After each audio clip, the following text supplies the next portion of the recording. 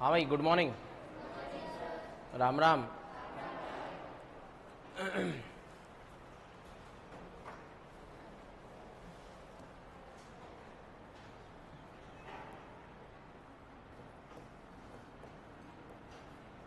हमारा हिमालय पाठ चल रहा था और हिमालय के अंदर हमने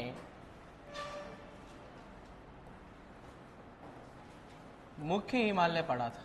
क्या पढ़ा था? मुख्य हिमालय को 3 भागों में बांटा था और इसका सबसे मुख्य हिमालय के 3 भागों में बांटा था, जिसके अंदर वृहद हिमालय, जिसके अंदर मध्य हिमालय और तीसरा शिवालिक। शिवालिक के बारे में चर्चा चल रही थी और शिवालिक को हमने पढ़ा था। शिवालिक जो हिमालय है वो सबसे बाह्य यानी कि बाहरी हिमालय, सबसे नवीन, सबसे निवेस्ट अगर हिमालय की बात करी जाए तो वो कौन सा है? शिवालिक। यहां तक अपन ने चर्चा की थी। लास्ट इसके बारे में बताया कि यहां पर कुछ घाटियां पाई जाती हैं जिन्हें पश्चिम में क्या कहते हैं? दून, और पूर्व में जिन्हें द्वार कहते हैं।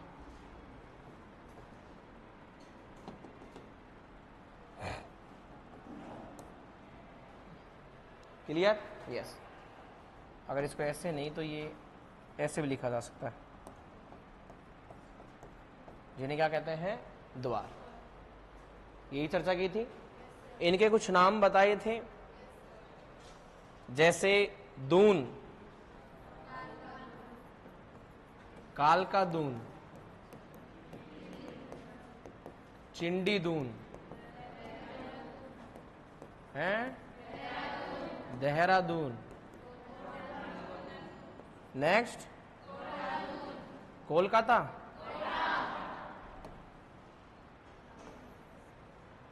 कुल मिला के जो भी दून थे, इन सब में खेती की जाती है चावल की खेती। किसकी खेती?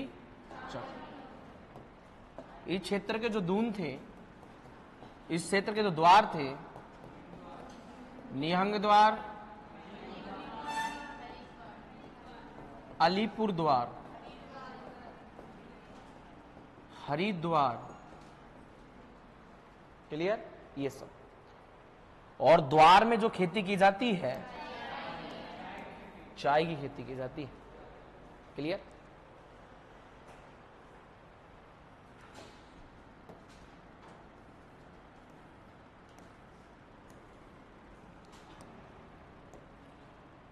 ये शिवालिक हिमालय है।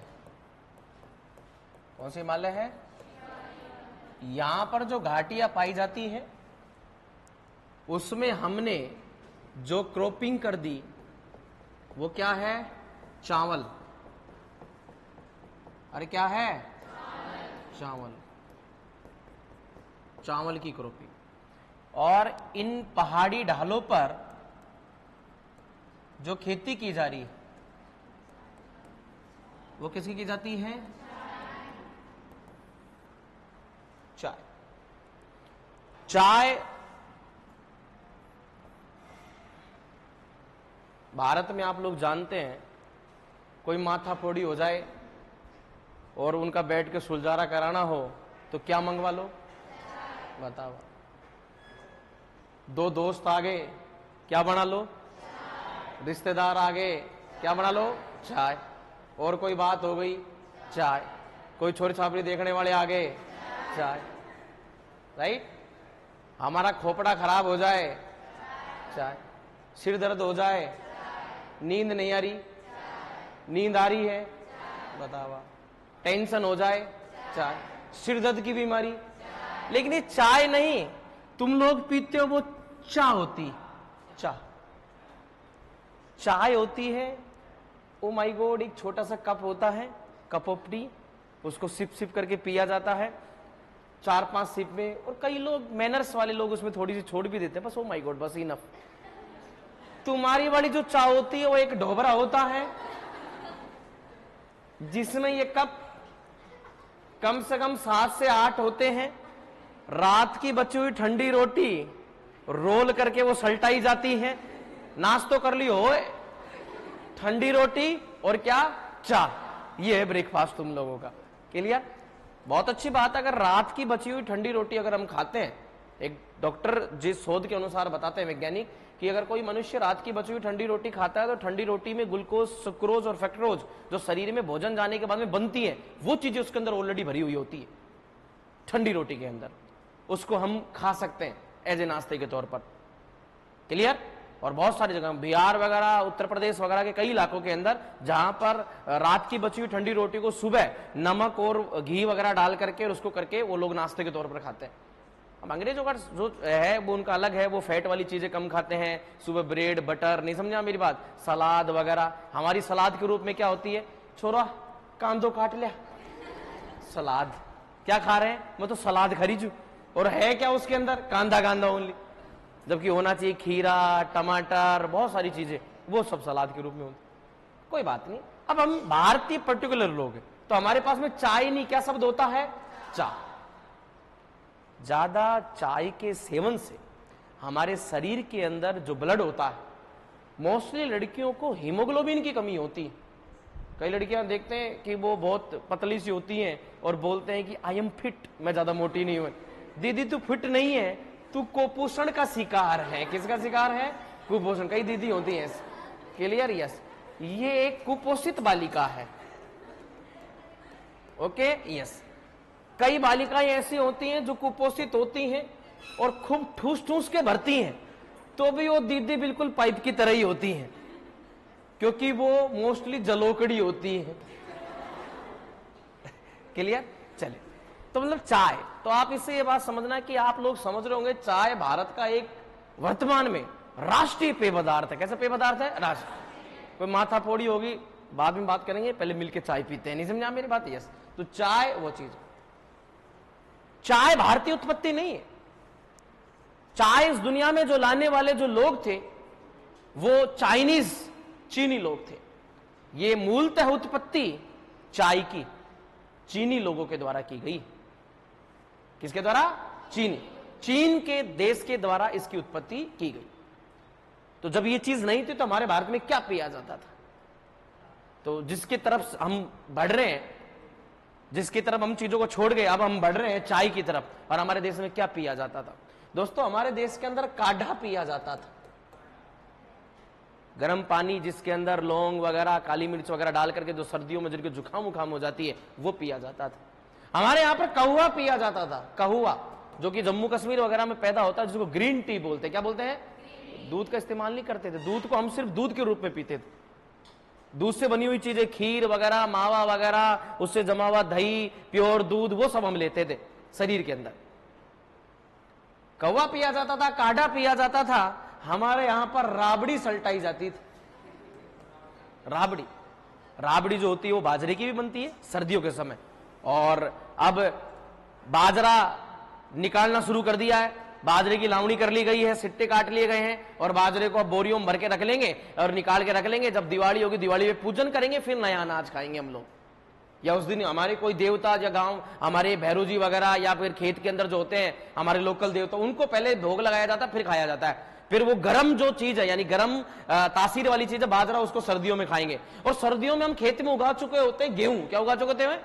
गेहूं, जौ, सरसों, चना, उसका प्रयोग हम लोग, यानी सर्दियों में हमने पूरी सर्दी के अंदर बाजरा खाया, खेतों में हमने गेहूं उगा दिया और जौ उगा दिया। और उसका जो प्रयोग है हम लोग कहां कर रहे हैं? गर्मियों में। गर्मियों के अंदर हम खाते हैं, ठोकते हैं रोटा, सुबह सुबह यहां तक डकार लेते 5-5 कांदे के साथ, नहीं समझा मेरी बात? ये और भर करके कचौड़ा किसका होता है? राब। एक्चुअल में खाद्य पदार्थ यही है भारत के अंदर, एक्चुअल में खाद्य पदार्थ यही है भारत के अंदर। ये सब चीजें थी, इन सब का पदार्थ का सेवन किया जाता था। आज दुनिया इसकी तरफ बढ़ रही है, इन सब चीजों की तरफ बढ़ रही है, और काडे अलग अलग प्रकार से बनाए जा रहे हैं। भारत में आदिवासी क्षेत्रों में अर्जुन उगता है। क्या उगता है? अर्जुन का पेड़। अर्जुन की छाल की चाय, जिनके हार्ट के अंदर ब्लॉकेज होता है, जिनको हार्ट अटैक की समस्या होती है, उसको अर्जुन की छाल की चाय, जिनके नहीं है वो भी पिए तो जिंदगी में कभी ना हो। दालचीनी, दालचीनी जो किसी पेड़ की छाल होती है, उसका पदार्थ का गर्म पानी में पीते हैं। गिलोय, इसका सेवन बड़े रूप से कर रहे हैं, विदेशी लोग अपना रहे हैं इसको। नीम, जिसका पेटेंट अमेरिका ने करवा लिया, ये चीजें जिनका पेटेंट अमेरिका ने करवा लिया, इससे बनी हुई जो भी चीजें दवाइयां होंगी, उसका कुछ हिस्सा पेटेंट वाले व्यक्ति के पास में जाएगा, वो होता पेटेंट, मेरा खुद का। बात समझ में आ गई? वो होता पेटेंट। तो प्यारे विद्यार्थियों, तो ये जो चाय है, ये भारत की उत्पत्ति नहीं है, ये उत्पत्ति एक्चुअल में किसकी है? चाय जो है वो चीन देश की मूलतः। जब अंग्रेज आए थे और अंग्रेजों ने जब व्यापार करना शुरू किया था, तो सबसे पहले चीन देश से जो व्यापार किया था वो किस चीज का किया था? चाय का। हम लोग रेशम वगैरह का व्यापार करते थे, और हम लोग जो है चाय का व्यापार करना शुरू किया चीन के साथ में। अंग्रेज लोगों ने वहां के पौधे को उठाया, और उठा करके हमारे यहां पर जो पश्चिमी, सॉरी माफी चाहता, हमारे यहां पर जो पूर्वी इलाका है, जो पूर्वी हिमालय का इलाका है, वहां पर ऊपर के एरिया के अंदर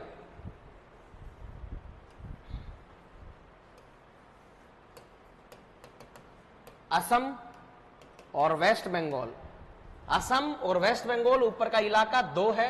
एक का नाम है सिलीगुड़ी और एक का नाम है दार्जिलिंग। तो ये जो दार्जिलिंग है, ये वास्तविक रूप से किस में पड़ता है? क्लियर? असम वैसे पैदावार में ज्यादा है, लेकिन फेमस अगर चाय की किस्म की बात की जाए तो वो कहां की फेमस है? ये जो मूल पौधा चीन का है और भारत के अंदर चाय। एक चीज आती है जीआई टैग, एक शब्द है जीआई टैग। किसी भी जगह के फेमस उत्पाद को दिया जाता है, और इसकी जो वैल्यूएशन होती है वो 10 वर्ष की होती है, फिर बाद में रिन्यू कराया जाता है जो चीज जहां की फेमस होती है। जैसे हमारे राजस्थान के अंदर कई सारे पदार्थों को जीआई टैग दिया गया है। जैसे हमारे यहां पर मेहंदी, तो मेहंदी पाली में एक जगह है सोजत, वहां की प्रसिद्ध है, तो सोजत पाली को जो है जीआई टैग दिया गया। जीआई टैग पूरे विश्व भर के अंदर एक पूरी लिस्ट होती है, जो उत्पाद जहां का फेमस होता है उसको उस लिस्ट के अंदर डाला जाता है। तो भारत में जीआई टैग जब आया तो वर्ष 2004 के अंदर सबसे पहले दार्जिलिंग की चाय को दिया गया था। जीआई का मतलब होता है ज्योग्राफिकल इंडिकेशन, हिंदी में बोलते हैं भौगोलिक संकेतक, पदार्थों को दिया जाता है। जैसे कुछ पदार्थ, मैं कॉफी की बात करूं तो कॉफी कर्नाटक की फेमस, कहां की फेमस है? कर्नाटक के मैसूर के अंदर 3 प्रकार की कॉफी जो पूरी दुनिया में बेहतरीन स्वाद के लिए प्रसिद्ध है, रोबस्टा, अरेबिका, यूरेबिका। इनको क्या दिया गया है? अभी हाल ही में जीआई टैग दिया गया। जैसे हमारे राजस्थान के अंदर सांगानेरी प्रिंट, बगरू प्रिंट, तो सांगानेरी प्रिंट को दिया गया है। हमारे यहां पर अगर बात करें जैसे कि मथानिया, जोधपुर में एक गांव है जहां की मिर्च फेमस है, उनको दिया गया है। आगरा क्या फेमस है? मिठाई, पेठा। पेठा कद्दू और घिया दोनों का एक मिश्रण रूप है। पेठा एक जंगली फल है।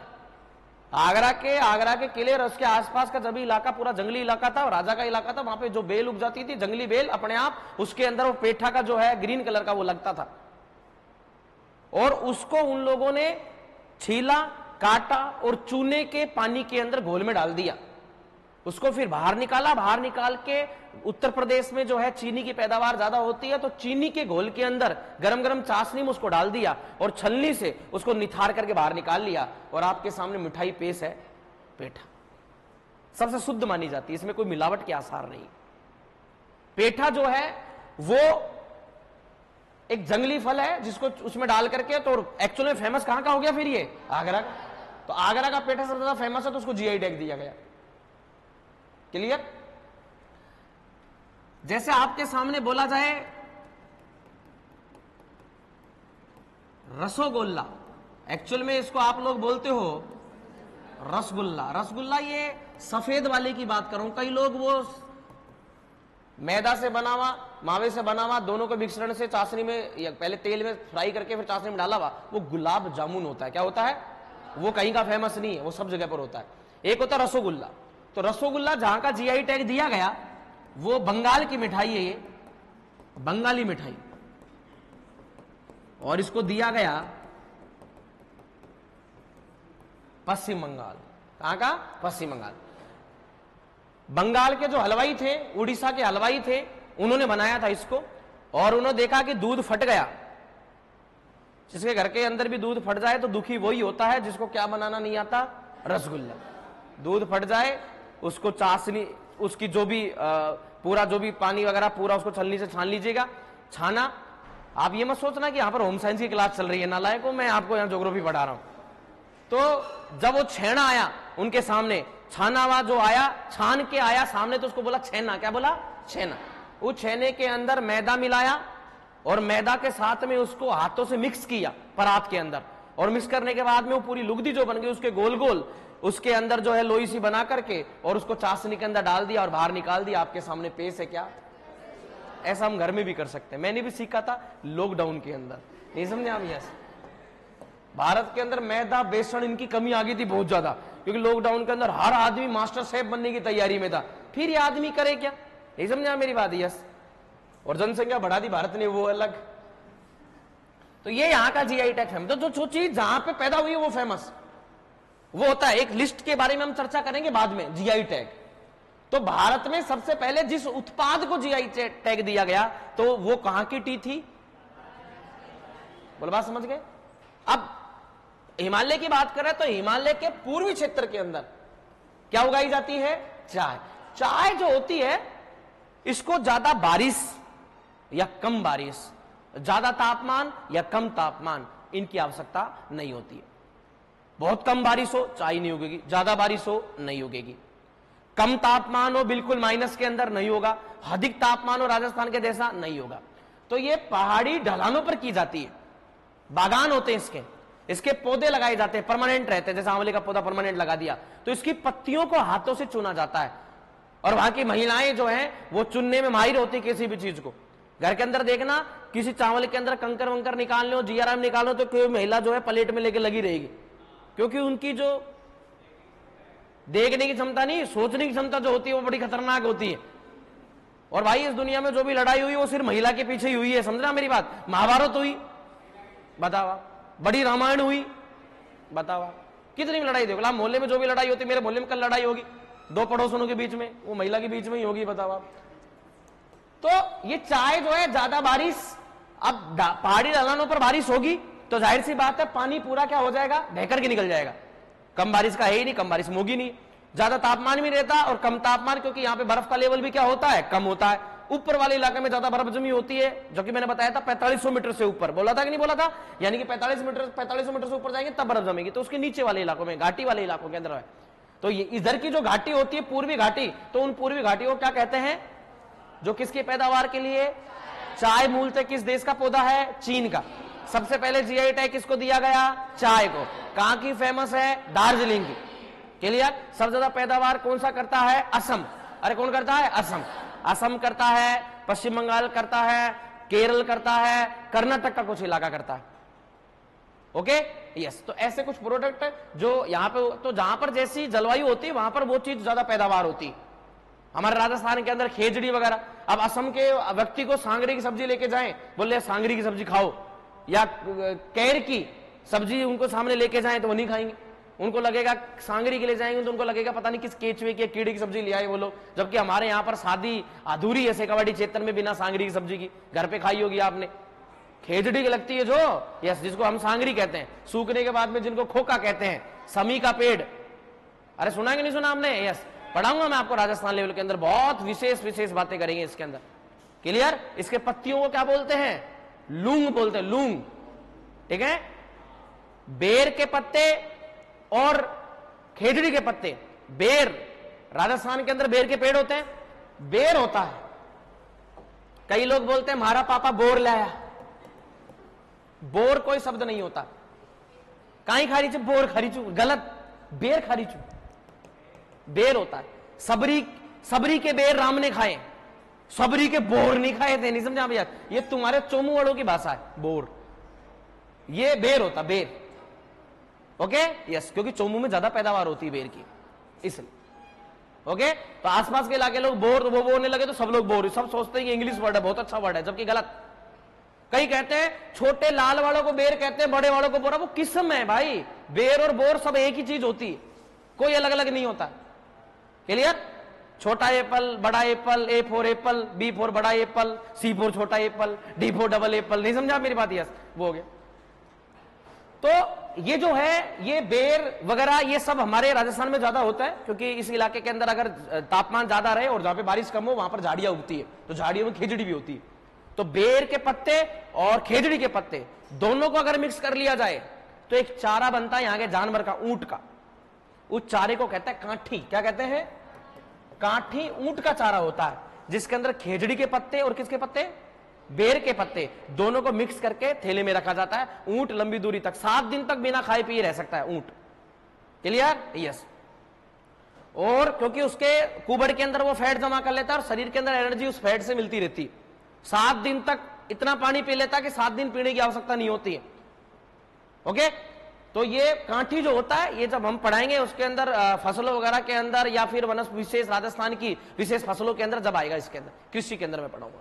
तो ध्यान रखना, चाय के बारे में हमने तमाम बातें कर ली, ठीक है ना? तो यानी पूर्वी इलाका जो है लिखेगा,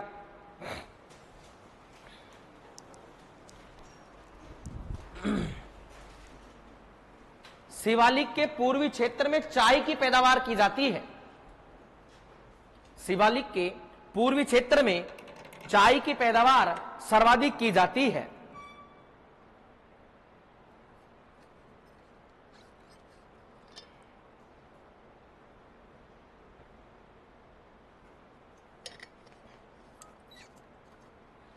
चाय मूलतः चीन का पौधा है। चाय मूलतः चीन का पौधा है।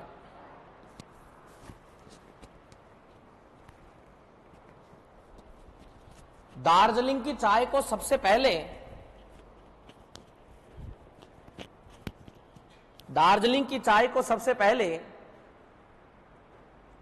जीआई टैग दिया गया। क्या दिया गया? GI tag.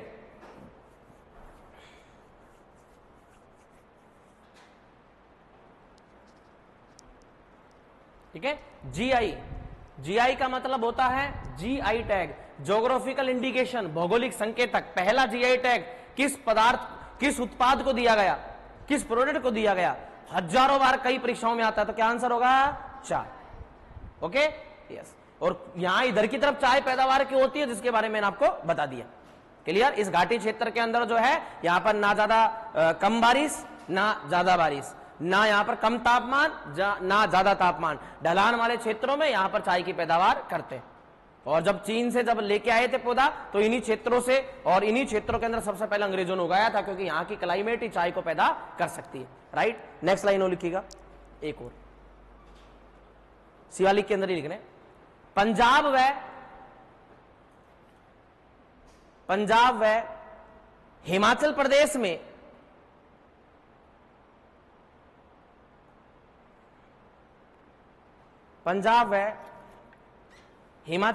में मानसून के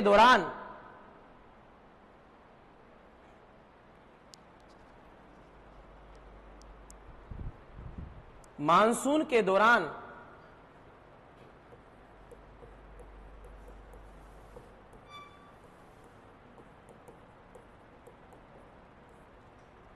शिवालिक के प्रदेन क्षेत्र में, शिवालिक के पदेन क्षेत्र में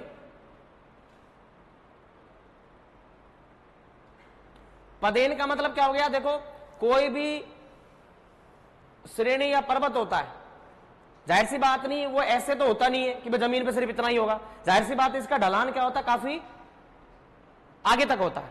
किसी भी पहाड़ी का, किसी भी पर्वतीय क्षेत्र का काफी आगे तक हिस्सा होता है, राइट? तो ये होता है पदेन क्षेत्र। कौन सा क्षेत्र होता है? तो पंजाब और हिमाचल प्रदेश में मानसून के दौरान शिवालिक के पदेन क्षेत्र में अस्थायी धाराओं का निर्माण होता है। लिखो ना, अस्थायी धाराओं का निर्माण होता है।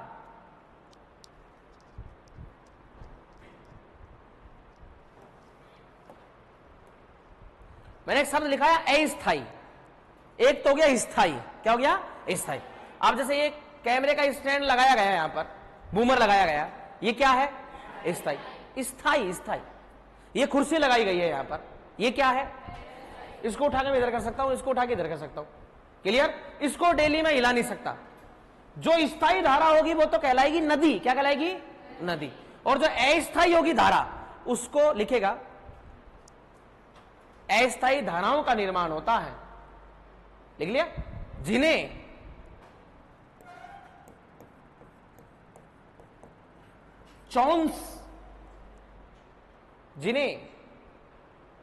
चौंस कहते हैं।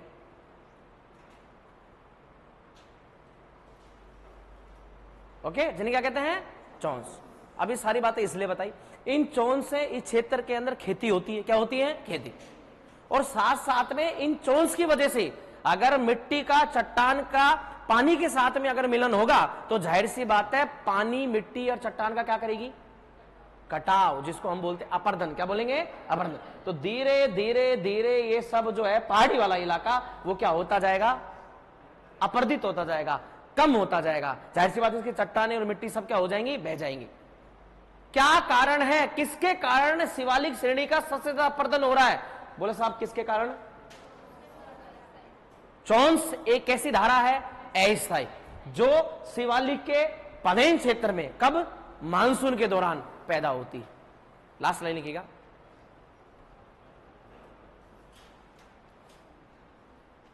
चौंस के कारण ही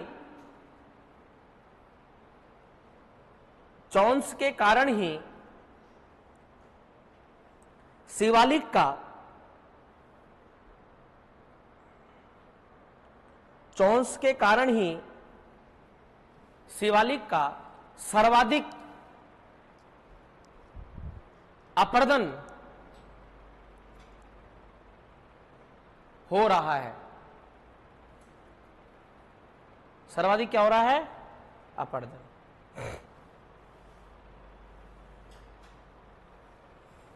ये लो साहब, इसी के साथ आपका हिमालय का जो शिवालिक वाला पार्ट है वो क्या होता है? समाप्त। Okay, yes. नेक्स्ट लिखेंगे हिमालय का पार्ट पूर्वांचल।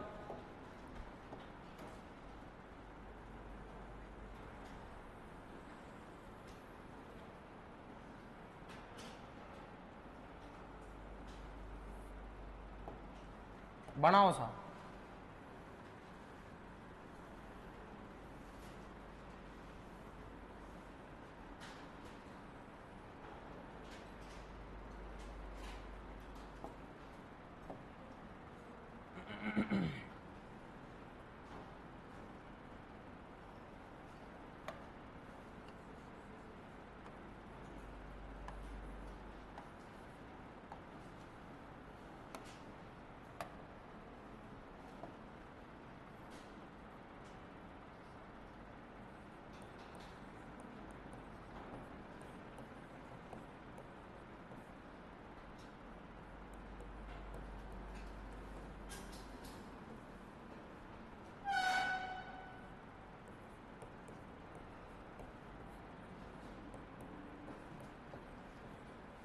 अरे भाई, बनाने के लिए बोला, आवाज करने के लिए तो ना बोला। ज्ञानियों,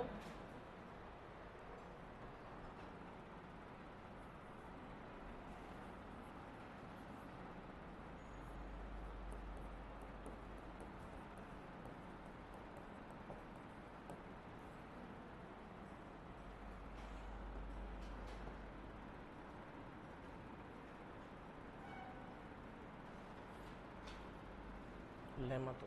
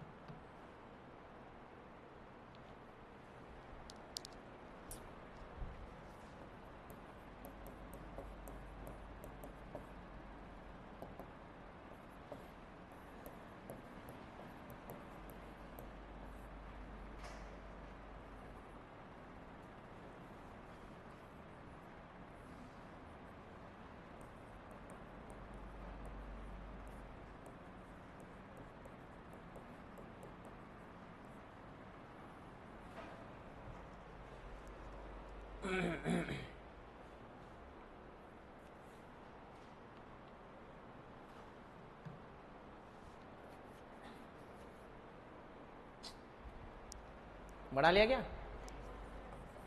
ये ऊपर नीचे हो गया, इसको कर दो बराइल, इसको कर दो लेमातोल। डफला, मीरी, अबोर, मिसमी, पटकोई, बुम, ये सब के सब अरुणाचल प्रदेश में। फिर नागालैंड के अंदर नागा की पहाड़ियां और सारामती चोटी, जो इसकी सबसे ऊंची चोटी है पूर्वांचल की। फिर आती है मणिपुर में मणिपुरी पहाड़ियां और लेमातोल की पहाड़ियां। नागालैंड और मणिपुर के बीच में बराइल की पहाड़ियां। फिर मिजोरम में मिजो पहाड़ियां या फिर ब्लैक माउंटेन बोलते हैं, या फिर फांगपुई भी बोलते हैं इसको, यहां पर फांगपुई ओबली करे, 3 नाम। और त्रिपुरा में त्रिपुरा की पहाड़ियां। अंदर की तरफ यहां पर मिकिर और रेंगमा, और जो है इस क्षेत्र में मेघालय का पठार, वो सब का सब प्रायद्वीप भारत का भाग है, पूर्वांचल का भाग नहीं है। पूर्वांचल में सिर्फ यही आता है सारा। वृहद हिमालय श्रेणी के अंदर बताया था मैंने लास्ट, डफला, मीरी, अबोर और मिसमी बताया था क्या, ये उसका पार्ट है। पूर्वांचल में भी हम पढ़ लेते हैं।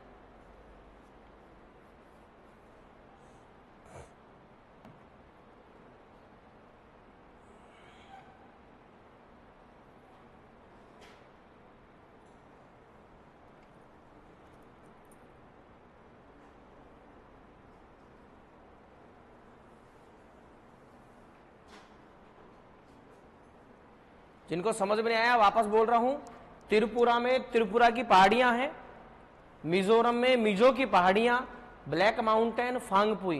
पूर्वांचल पढ़ाया था जब मैंने सारे आपको राज्य भी करवाए थे, आ, ना, म, मी। आ अरुणाचल प्रदेश, ना नागालैंड, म मणिपुर, मी मिजोरम, और इधर लास्ट बताया था त्रिपुरा। खेल खत्म।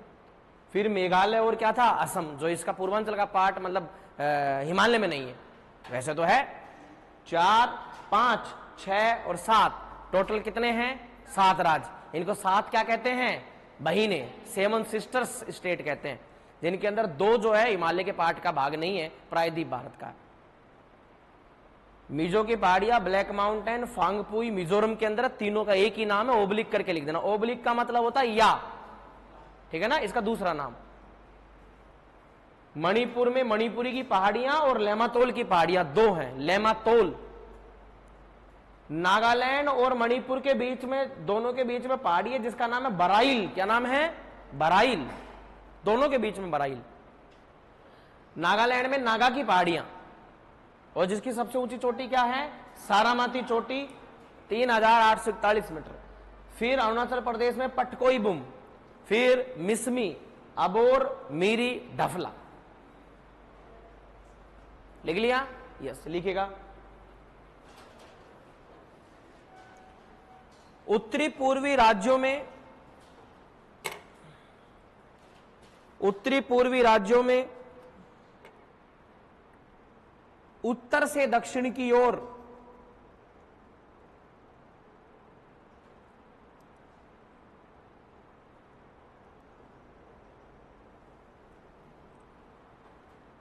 विस्तृत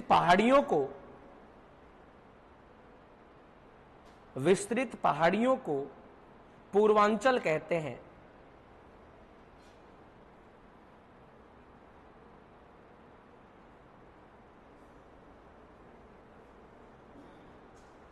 इन पहाड़ियों को क्या कहते हैं? पूर्वांचल। इन पहाड़ियों का निर्माण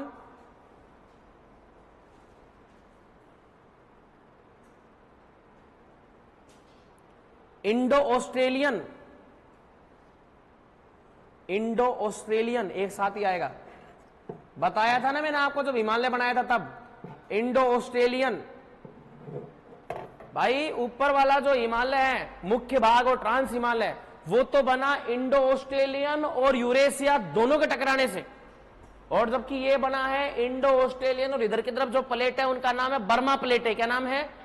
याद करेगा, एक व्यक्ति था जिसने प्लेटों के बारे में सबसे पहले प्लेटों की थ्योरी दी थी, जे वोल्ट विल्सन कनाडा का, जिसने बताया था कि पूरी दुनिया के अंदर नीचे की तरफ पृथ्वी के अंदर टोटल प्लेटें कितनी है? 8। कितनी है? 8। उसके बाद में आया था हैरी एस, और हैरी एस ने बताया था यस ये 8 प्लेटें, और प्लेट टेक्टोनिक थ्योरी दी थी। हिमालय पढ़ाने से पहले पढ़ाया था मैंने आपको। तो इंडो ऑस्ट्रेलियन प्लेट एक तरह प्रकार की प्लेट है, ऊपर यूरेशिया प्लेट है। तो इसका जो निर्माण हुआ पूर्वांचल का, वो भाई साहब इंडो ऑस्ट्रेलियन,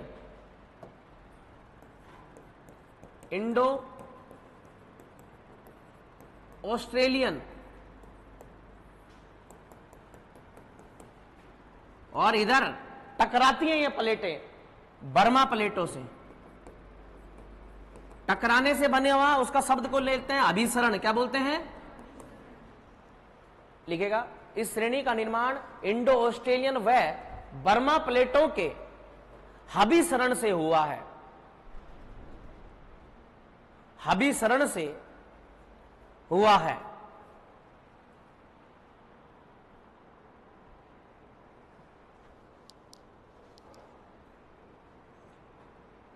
इन पहाड़ियों का निर्माण, नेक्स्ट लाइन, बालू पत्थर से है। इन पहाड़ियों का निर्माण बालू पत्थर से हुआ है। बालू, सैंडस्टोन।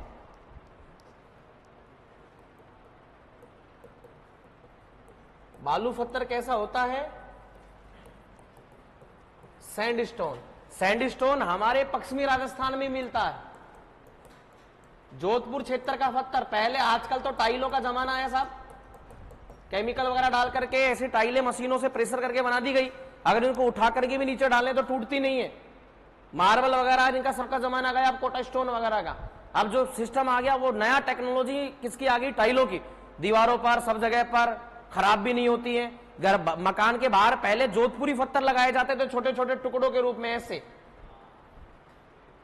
बाहर की तरफ येलो कलर के होते थे। अरे होते थे क्या? यस, ऐसे लंबे लंबे चौखाने से लगाए जाते थे बाहर। आजकल टाइलों का जमाना है, टाइल इससे भी ज्यादा सस्ती पड़ती है, और लगाने के अंदर जो है 3-4 दिन के अंदर ही पूरी बाहर की दीवार पर हो जाता है। और इनको लगाने बैठे तो कम से कम 15 दिन एक एक, क्योंकि जोड़ करके लगाना पड़ता है एक एक, ठीक है ना। तो ये तो पश्चिमी राजस्थान के अंदर जोधपुर के अंदर जो पत्थर मिलता है वो बालू पत्थर, सैंडस्टोन। और बालू का जो रंग होता है वो कैसे कलर का होता है? सूर्य के प्रकाश से पीले रंग का। कैसे रंग का? पीले रंग का। मिट्टी लाल पीली, मिट्टी काले रंग की, बलुई मिट्टी। तो बलुई मिट्टी क्या तो लाल होगी या पीली होगी?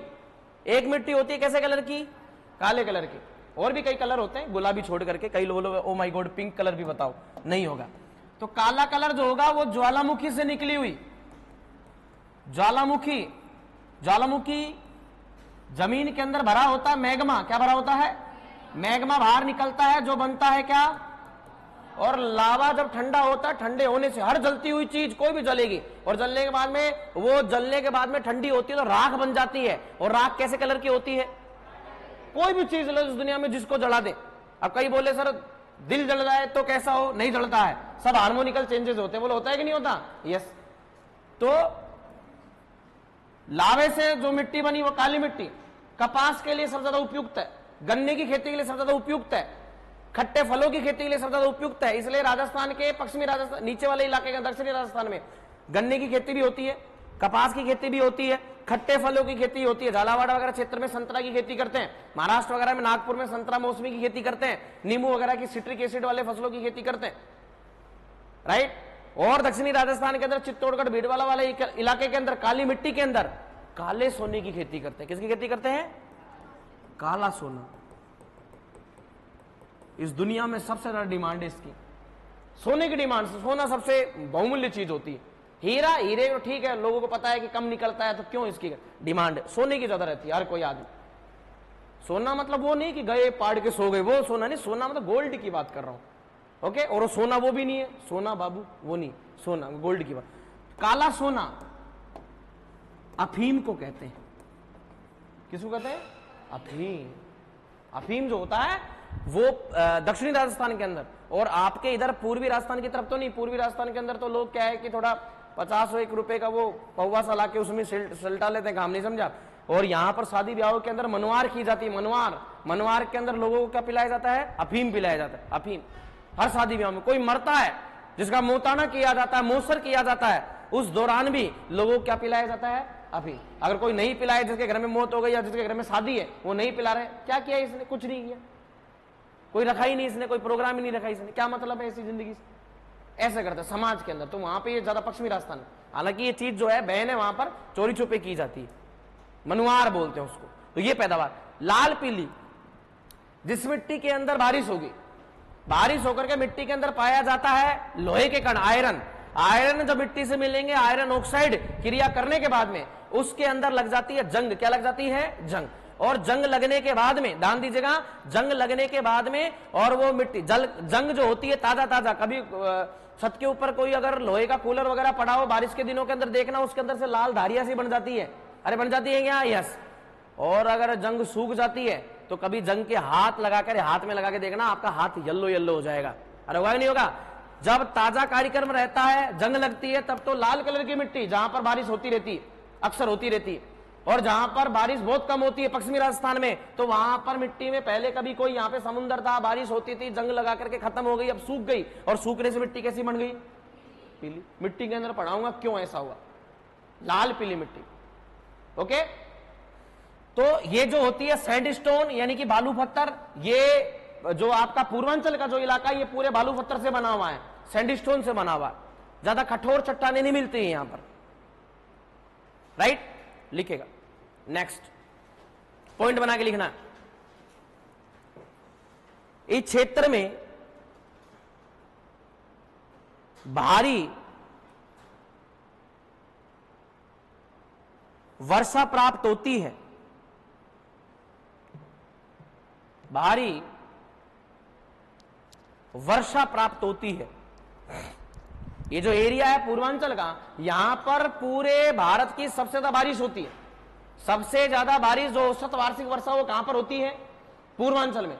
इतना ही नहीं, मेघालय के अंदर जो जगह है, मेघालय के अंदर जो जगह है, वहां पर पूरे विश्व की औसत वार्षिक वर्षा सबसे ज्यादा होती है।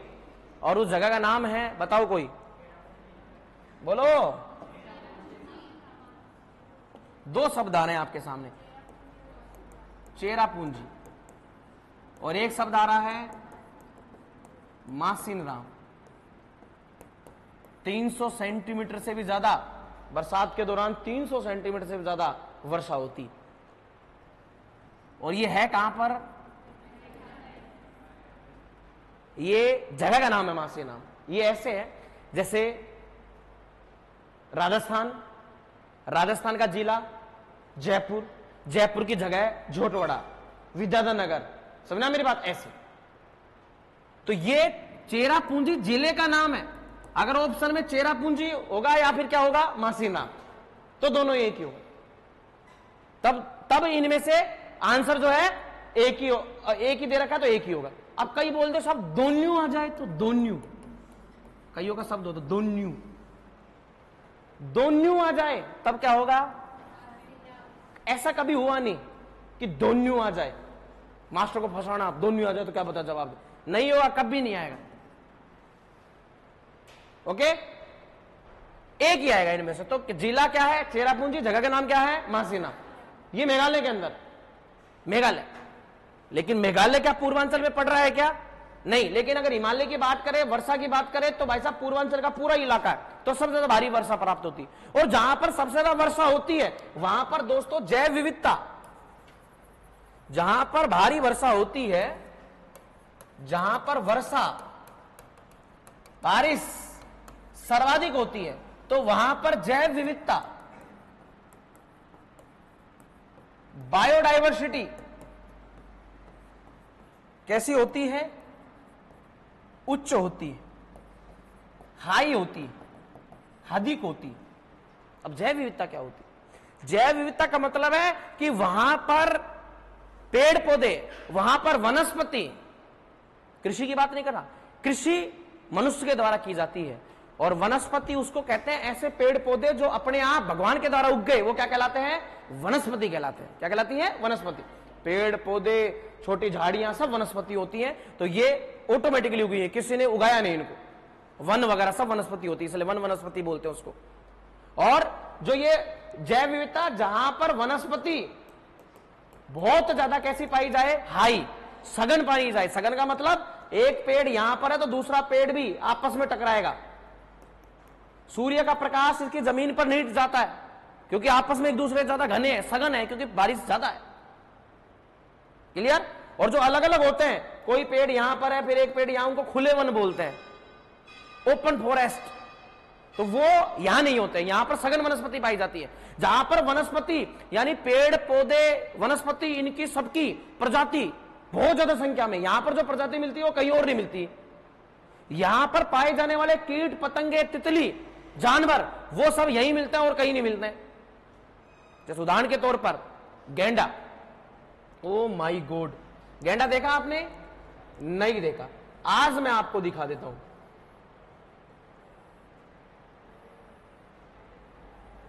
ऐसा देखा होगा आपने, इसका मुंह बनाया मैंने आगे का।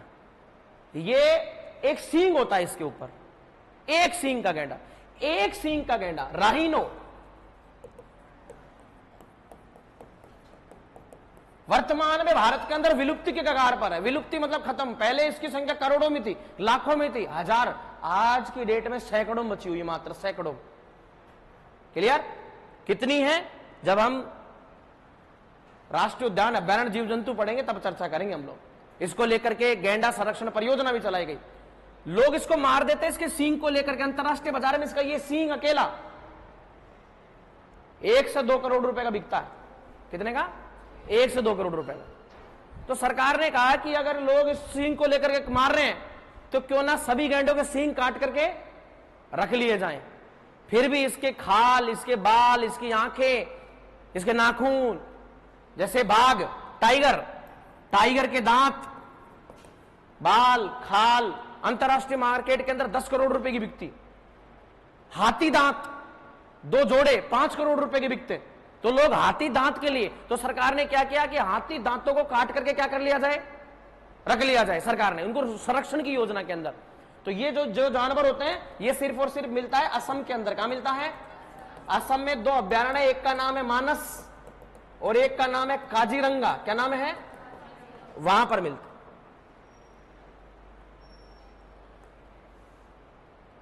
तो यहां पर जो जैव विविधता पाई जाती है, अधिक वर्षा कारण वो कैसी पाई जाती है? उच्च पाई जाती है। पूरे विश्व के अंदर उच्च जैव विविधता वाले जैव विविधता स्थल पूरे विश्व के अंदर टोटल 36 है। कितने हैं?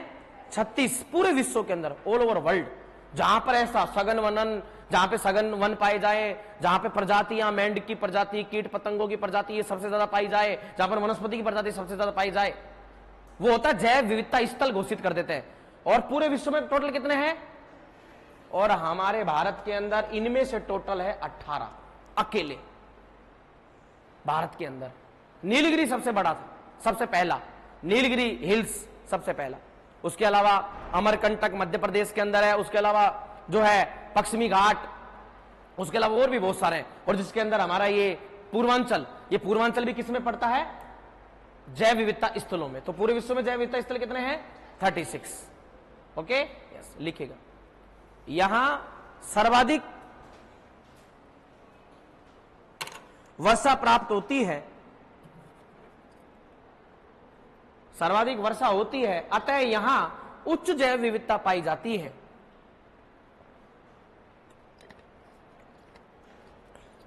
उच्च जैव विविधता पाई जाती है।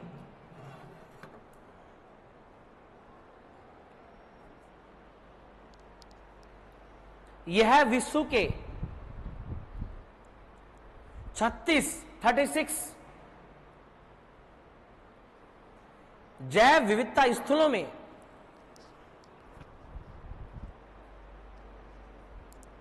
जैव विविधता स्थलों, ब्रैकेट में करना, hot spot,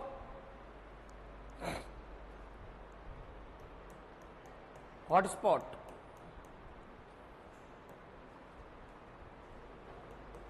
HOTSPOT, hot spot, मनुष्य की यहां पर एंट्री, मानव की यहां पर निवास बैन होता है, बंद होता है, यहां पे नहीं रह सकते, क्योंकि यहां पर अगर मनुष्य यहां पर चला गया तो यहां पर खुद मकान बनाएगा, बाकी कीट पतंगों को सबको क्या कर देगा? समाप्त कर देगा, प्रदूषण करेगा, पोल्यूशन करेगा। नहीं समझा मेरी बात? यस। सर्दियों के दौरान या फिर अपने जरूरत पूरी करने के लिए लकड़ी काटेगा, तो फिर बाकी जीव जंतु अपना घर कहां बनाएंगे? इसलिए वहां पर मनाही होती। मैं आपको राष्ट्रीय उद्यान पढ़ाऊंगा, जब बहुत सारी ऐसी बातें जिनसे आप अनभिज्ञ हो, उनके बारे में बताऊंगा मैं आपको। तो ये टॉपिक इतने लंबे इसलिए खींच रहे हैं क्योंकि मैं आपको बहुत डीपली पढ़ा रहा हूं। इन सब चीजों का मुझे बहुत गहराई से अध्ययन है, और आपको भी मैं चाहता हूं इसी लेवल से आपको अध्ययन हो सब चीजों के बारे में। तो यहां पर जो जैव विविधता क्या पाई जाती है? अधिक पाई जाती है। कहां पर पाई जाती है? ऐसा पूर्वांचल के अंदर, ऐसा पूर्वांचल। और जैव विविधता अधिक का मतलब जहां पे अधिक बारिश हो, अधिक बारिश होगी तो वहां पर जो वनस्पति वो कैसी मिलेगी? सघन मिलेगी। यहां पर जीव जंतु प्रजातियों की जो प्रजाति है, उनकी जो संख्या या प्रजातियों की जो किस्में है, वो क्या मिलेगी? बहुत ज्यादा मिलेगी। ओके, करंट अफेयर के अंदर पूछा जाता है कि हाल ही में मेंढक की प्रजाति खोजी गई, उसका नाम भी देते हैं, ये कहां पर खोजी गई? तो पिछले कई पेपरों के अंदर आया था आंसर पश्चिमी घाट। पश्चिमी घाट के अंदर अखबार में आता है ये कि पश्चिमी घाट के अंदर जो है मेंढक की प्रजाति खोजी गई। तो आप लोगों को सबको डेली अखबार भी पढ़ना है, ताकि बहुत सारी चीजें करंट अफेयर की जुड़ी हुई, जो आपके टॉपिक से भी जुड़ी हुई होती है, वो पूछा जाता है। कितने लोग हैं जो अखबार डेली पढ़ते हैं? हाथ खड़ा करें। डेली पढ़ते हैं। मैं खबर पूछ सकता हूं आप लोगों से? अच्छा, डेली पढ़ते हो आप लोग, वेरी गुड। चलो देखते हैं। नेक्स्ट लिखेगा, यह विश्व के 36 जैव विविधता स्थलों में क्या है? शामिल है। नेक्स्ट लाइन वो लिखेगा, नागा पहाड़ियों की सबसे ऊंची चोटी, नागा पहाड़ियों की सबसे ऊंची चोटी देखो देखा कौन सी है? नागा पहाड़ियों की सबसे ऊंची चोटी सारामाती, सारामाती है।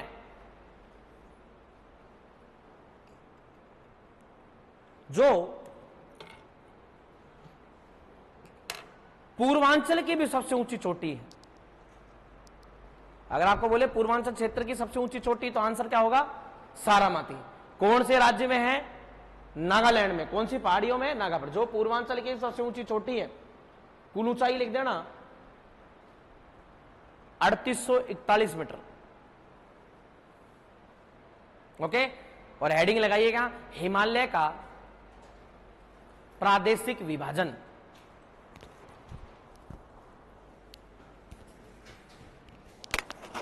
हिमालय का प्रादेशिक विभाजन। आज के लिए इतना ही, धन्यवाद।